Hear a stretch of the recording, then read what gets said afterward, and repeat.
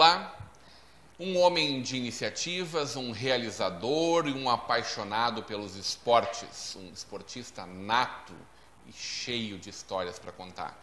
Natural de Novo Hamburgo, filho do seu Werner e da dona Clarice, casado com a dona Miriam, pai do Cláudio Júnior, do Tomás, do Martin e do Stefan, é farmacêutico químico, foi presidente da Sociedade Aliança e do Gramado Tênis Club. Criador da Mostra de Cinema de Gramado, que originou o Festival de Cinema, foi jogador e técnico de vôlei, articulista dos jornais O 5 de Abril e Folha de Novo Hamburgo. Hoje teremos uma conversa de peso com Cláudio Beren.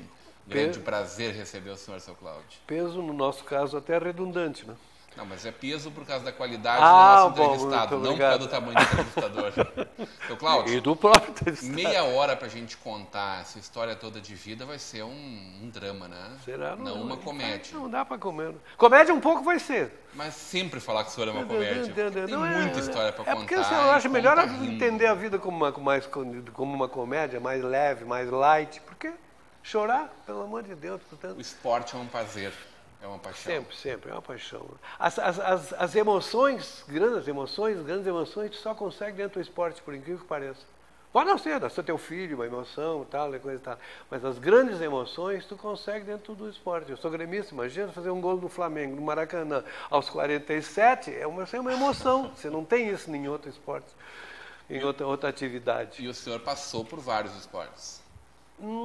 Basicamente, eu me fixei posteriormente no voleibol. Tênis porque era de família e coisa, e depois continuou dentro da família, compreende? Eu tenho os três mais velhos jogam, e o menor, o Stefan, ele lá não tem menor lá em casa, todo mundo tem 1,90 m. Mas o mais moço, então, ele não teve queda para o esporte, foi um problema sério, tu atira uma bola para ele não sabe o que fazer. Mas para ele não ficar fora da conversa na hora do almoço, ele se tornou um dos melhores árbitros de tênis do Brasil. Como eu costumo dizer para meus amigos muito íntimos da área jurídica, o cara não deu para advogado, fica promotor, fica juiz de direito, fica coisa tal. Então, pode cortar se precisar isso aí depois aqui. Mas nos divertimos com isso. Eu tenho amigos assim que se matam de rir com essas coisas. O Tomás teve uma carreira fantástica. O Tomás teve uma carreira, foi o que pediu e tal, a gente estudou. O que tu quer? Quando chegou aos 14 anos, meu filho deu a 8ª série, vai botar o que tu quer? Não, pois é, tem um convite, tá uma tia na Alemanha, a gente pode ir, quem sabe. Não tem problema, tu arrisca, vai e tal, só bota esse canudo completo, vem aqui para cá, mais esses 3 anos de 8ª série, de segundo grau, tu vai completar, joga isso na gaveta, aí tu vai.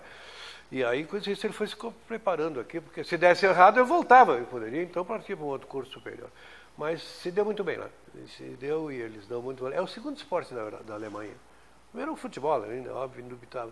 Mas segundo é o tênis. O senhor também é jogador de futebol, mas eu disse como bom brasileiro. Não, como bom brasileiro. Futebol que todo mundo joga, todo mundo entende, todo mundo vai. Já foi melhor, né, meu querido? Hoje em dia, da maneira como o esporte hoje se tornou, o enfoque da coisa, o profissionalismo, falta de coração. Posso te dizer o time do Floriano, Novo Hamburgo, de 1900, dos anos 40 e tal, era Periquito, Pirizulf, Milão e Crespo, e tal, isso eu sabia. Hoje tu não sabe. O técnico ainda não resolveu quem vai jogar. Quer dizer, acabou, não, então isso não tem mais coração. Isso de chegar na beira da quadra e fazer assim, para mostrar o distintivo, e amanhã estou entrando na Justiça do Trabalho contra o clube. Não há, então, nesse aspecto me deixou meio chato, me desilude o esporte. Mas no voleibol houve uma paixão mesmo. Foi o vôlei que pegou o senhor de jeito mesmo. Eu comentei com vocês em off aí há pouco. Eu joguei voleibol porque eu tinha 1,84 m, eu era alto para jogar voleibol em 1900, fim dos anos, nos anos 80, nos anos 70. Hoje eu sou anão. Um cara com 1,84 m é anão, um recolhedor de bola lá no fundo, lá não tem como vai jogar. Pode ver. Aqueles caras que são os líberos. Você acha que ele é aquele baixinho, livre do fundo, baixinho, uma alva, aquele cara tem quase 1,80 m. Compreende? Naquela época era alto, mas é que do lado dele tem edifício, só tem aqueles enormes, tudo 2 metros, tudo uma coisa. É uma guerra nas estrelas, o voleibol e tal. E aí foi Grêmio Náutico União, seleção aí quando me convidaram, o Isaac Ziegler me convidou e fomos desenvolvendo. Bom, então lá eu segui até a seleção, fui campeão brasileiro, campeão de coisa e tal. Tá bom. Mas aí nesse meio tempo veio a faculdade e coisa, e eu cheguei a entrar. Agora vem uma confissão assim, pública. Eu cheguei a trabalhar 2 meses dentro da escola, me fiz um vestibular de escola, na Escola de Educação Física, e eu já estava 2 meses lá dentro e a família não se conformava.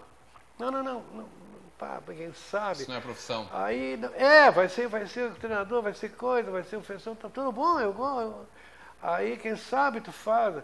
E naquela época eu não era aquele fanático eu era inteligente, mas não me jogava dentro dos livros. Os vestibulares eram muito difíceis porque tinham 3 faculdades no Rio Grande do Sul. Entende? Quer dizer, tinha a URGS, não existia nem a PUC. Era a URGS, tinha depois Pelotas e Santa Maria. Então, você não encaixava numa dessas aí. Então, aí uma coisa que até não é justo para os outros colegas hoje farmacêuticos, então faz farmácia. Uma segunda chamada. Então eu passei na farmácia, aí com isso acabei lá dentro estudando na faculdade de farmácia. Mas nunca me identifiquei. Eu não tenho um perfil para ficar fechado dentro de um laboratório, trabalhando, etc e tal. Graças a Deus, nunca matei ninguém, eu acho, lá dentro. Mas, entende? Fiz 8 anos disso em Gramado. Fui o primeiro laboratório em Gramado. 64, formei em 62. 63, fiquei aqui, ajudando a família na negociação do edifício Alvorada, que foi o 3º edifício construído em Novo Hamburgo. Terceiro arranha-céu da cidade. Terceiro arranha-céu, Nova e tal. E aí, em 1º de janeiro de 64, me toquei para exatamente essa data emblemática até. E vamos para Gramado. E aí, fazer uma atividade, fui devagar, fui vendo as coisas lá, montei um laboratório e tal. Mas para trabalhar tinha 3 médicos, eram mais cirurgiões, e não dava.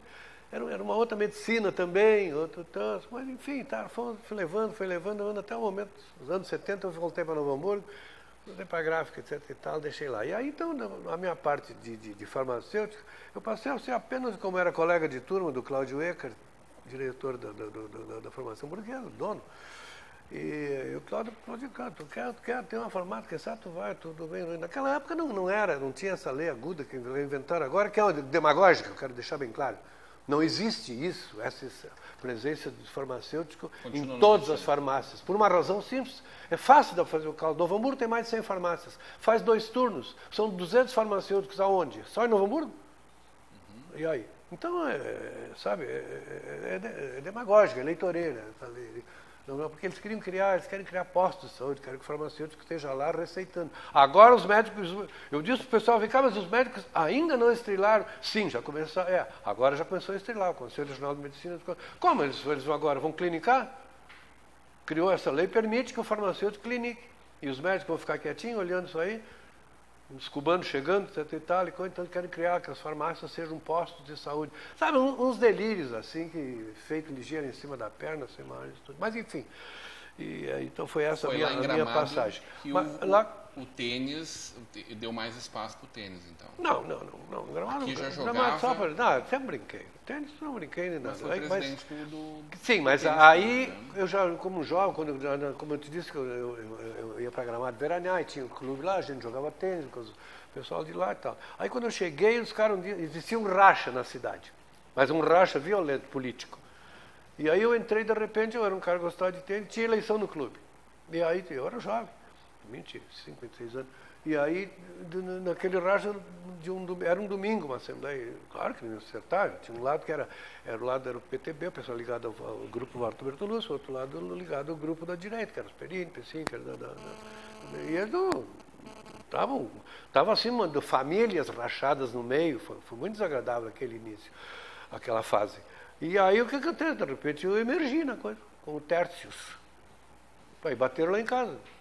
Nós queremos que tu seja presidente do Gramado Tênis Clube. Sim, mas peraí, tá, não, mas eu gosto de jogar, tu tá lá, não, vamos tocar. Tá, e aí era um mato, com uma piscina. E não, o tênis clube vai ser tênis. Aí consegui um empréstimo com meu tio, que era presidente da Caixa Estadual, Nestor Pereira, ele disse, me arranja aqui, me dá 15 milhões. Aí eu construí as 2 quadras de tênis. E agora? Não, agora vai ser um problema para pagar isso aí, mas em todo caso as quadras estão construídas. Foi uma correria, mas deu certo. E aí por aí, hoje está com 5 quadras. O Gramado Tênis Clube faz excelentes torneios, de repente os caras descobriram, isso é muito comum na Europa, tu fazer torneios em locais que são justamente locais de pontos turísticos, de cidades turísticas, etc.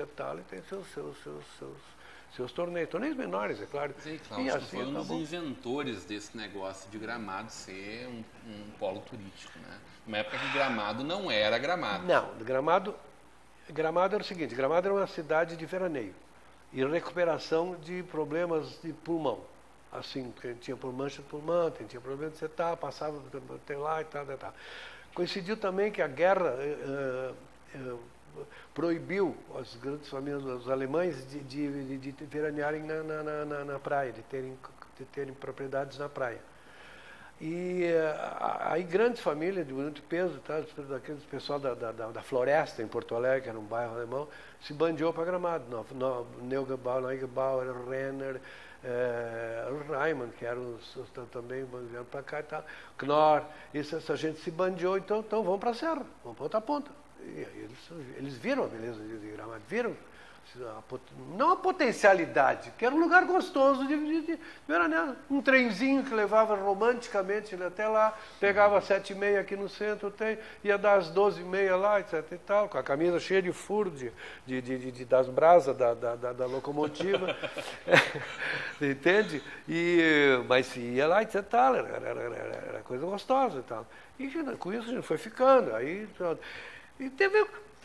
O Gramado é uma cidade que tem coisas pontuais. Por exemplo, havia uma amizade muito grande do Walter Bertolucci com o Brizola. O que aconteceu? O que o Walter pediu? Me asfalta essa estrada aí. E o Gramado ganhou de presente do Brizola o asfalto Nova Petrópolis Gramado. Criou um polo. Caxias não tinha, Passo Fundo não tinha, Uruguai não tinha 290, não tinha nada. E Gramado tinha asfalto. Então o que acontece? Começou a criar um caminho para Gramado lá, e o pessoal começou a descobrir. Aí veio gente de peso. Aí assim, as coisas assim, eu era um piá, tecnicamente, e sentado na beira da piscina, assim com o Eduardo Faraco, com as coisas, o reitor da universidade, os grandes especialistas, batendo papo comigo, porque eu era o único de nível universitário, batendo ali, era ligado, já nessa altura eu já estava administrando o clube, criando condições, então era o único lugar que tinha. Tudo. Aí, então, sabe, essa foi a Gramado. Uma pessoa foi, um cidadão, alguém foi chamando alguém. E vamos lá, então tá bonito, vamos indo. E ficou Gramado. E aí, em Canela eram grandes proprietários, Meneghetti, os caras da Companhia Geral de Acessórios, todo aquele lado direito, que depois um deles, até que hoje as novas gerações estão repartindo. Aquela propriedade, quem conhece que vai nos ouvir, e da chegada em Canela, tinha uma curva, uma cara linda, bonita, quando o trem chegava, e hoje também a estrada chega, etc. e tal. Aquilo era da família Sampastu, que é a esposa do doutor Calef, é Sampastu. Então eu vou te dizer o problema, muito querida, muito amigo, mas vem cá, Canela não anda, vocês estão lá e não fazem, o que tem? Sim, mas vocês não vendem, não fazem nada. Terra não se vende, só se compra. Isso é uma filosofia ruralista do Rio Grande do Sul. Sim. Vai crescer, não anda, então tá. E Gramado não, como eram propriedades pequenas, vendia. Vende hoje, vende aquilo, amanhã já troca de coisa. Tem um amigo meu que tem um escritório grande de advocacia, de contabilidade. E escuta, eu acho que vocês ganham mais dinheiro fazendo alteração de contrato social do que propriamente contabilidade. Olha, pode não ser absoluto, mas é por aí. Porque está toda hora entrando um e já sai o outro, e agora vamos botar isso. Só tu vê o jornal aqui lá de Gramado, sempre estão inaugurando uma coisa. O que inaugura de festa é uma loucura. E loja disso, e loja daquilo. E tudo ali naquele pedacinho. Mas o Cláudio foi uma das pessoas que inaugurou essas festas em Gramado. Não, primeiro, veja bem, a criação do Conselho de Turismo. Exatamente. Tu sabe que eu já podia ter feito essa mesma coisa em São Lourenço, mas graças a Deus eu não fiz. Chega que eu já criei esse mal para Gramado também. então a gente botava na cabeça dos caras, isso vai dar, vamos fazer uma festa. Aí criamos gente boa. Luciano Pessim, por exemplo, um baita de uma locomotiva e tal, eu era muito amigo do pai dele, falecido e tal, meu companheiro de conselho, ele era presidente também, porque era vice-prefeito de Gramado, tal, e dali ficamos muito amigos e tal, e o Luciano era aquele temperamento de artista e foi criou o festival de música, as coisas tudo e tal. Depois daí para adiante, porque eu larguei de mão. Entende? Quer dizer, mas até assim criamos um grupo muito grande de amigos no Festival de Cinema. A Miriam fazia todas as sextas-feiras, nos primeiros anos, sexta de tarde, porque o artista vive de tarde, né? Eles não vivem de manhã, não estão dormindo, não, é à noite, ele começa ali. Um carreteiro. Então, tu pode imaginar, o que eu achei, sempre eu analisei assim, como eles são simples, fora da estupidez da Rede Globo. São pessoas normais, bacanas de se conversar. Você ficar de noite conversando com a Vera Fischer sobre os filhos, o que comprou no supermercado, como é que foi. A Maria Della Costa, a Maria nos dando receita para fazer carreteiro para a Maria Della Costa, que por sinal é gaúcho, e tal. Mas como é que tu faz, Miriam? Me sentar quer dizer, assim, de uma intimidade na casa da minha sogra, fazíamos ali e tal. E isso criou gente de peso na área do cinema também. Walter Hugo Cury, por exemplo, uma baita locomotiva do cinema brasileiro, e aí ele puxou tudo para Gramado, levava os presidentes de Embrafilme, fazia isso, aquilo, ministro da Cultura e coisa e tal, uma coisa foi puxando a outra. Mas antes de ser o Festival de Cinema, era a Mostra de Cinema de Gramado. Eles não tinham registro, tinha coisas assim sensacionais. Sabe por que não podia ter festival? Porque a Redentora não tinha só santo, e muito poucos santos na Revolução. E teve um brigadeiro que era um brigadeiro ou um coronel da aeronáutica. A notícia que eu ainda tenho, eu preciso confirmar, que ele tinha registrado o nome festival. Então era dele. Ele ligeiro, foi lá correr lá, no festival é meu. Depois, até que a gente entrou, aí teve que Gramado teve outra coisa. Gramado tinha grandes contatos na área política de topo. Um general Adalberto Pereira dos Santos, primo irmão da minha mãe, passou na Revolução de 32, escondido lá no 28. Buraco, lá embaixo, amigo do Perini. Então, amigo, irmão praticamente do Perini. Vou te contar uma peculiaridade. Um dia, estavam saindo, fazendo a estrada nova, essa aí agora, de Itacoara a Gramado. Veio um decreto do Jânio, em 61, eliminando as estradas ferroviárias deficitárias e deviam ser substituído por rodovias. Muito bem. E aí, de repente, foram fazer, mas aí já eram os anos 65, 66, por aí, tá. Aí daqui a pouco vem alguém assoprando e tal, a estrada quando é que... tinha que ser por aí onde ela está passando hoje. Existe um caminho, logo depois do pedágio, ou pouco antes do pedágio, uma abertura assim para a direita, se tu olha à direita, entre os vales, e é uma estrada que vai sair lá dentro de Canela, depois da reta, aquela que tem ali em Gramado, do platô, ali no meio, saiu mais para Canela, sai a coisa lá. E aí um dia veio, vou tratando aquilo lá, e aí o Perini um dia está no Rio, os caras veio assopraram de dentro para, olha aqui, ó, estão tramando uma nova rota para a cidade, eles querem deixar Gramado de fora. O Perini estava no Rio, foi ao Rio, foi procurar o amigo dele, amigo de infância, general Alberto Pereira dos Santos, presidente do Conselho Rodoviário Nacional.